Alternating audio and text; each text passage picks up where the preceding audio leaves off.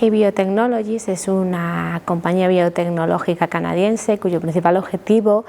es el desarrollo de productos basados en bacteriófagos para combatir la presencia de salmonela en plantas de producción y en productos alimentarios en diferentes áreas geográficas alrededor del mundo,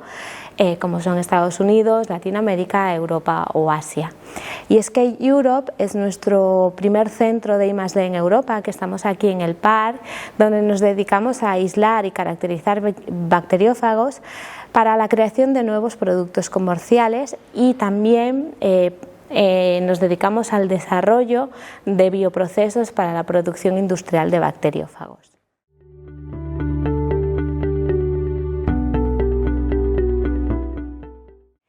SK Europe es un laboratorio de nueva creación y poder estar aquí en el parque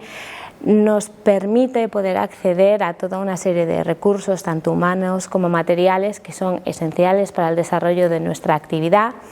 Y además, actualmente Barcelona es un pool biotecnológico muy importante a nivel europeo,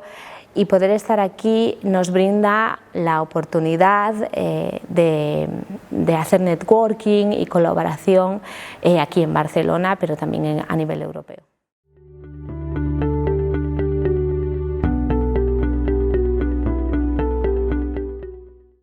Pues es una oportunidad maravillosa para nosotros, porque poder participar en los Coffee Connections nos permite dar a conocer nuestras principales actividades a la comunidad del parque y al mismo tiempo nos permite poder conocer qué hacen otros grupos con intereses similares y poder establecer colaboraciones de trabajo y de investigación en el entorno del parque científico.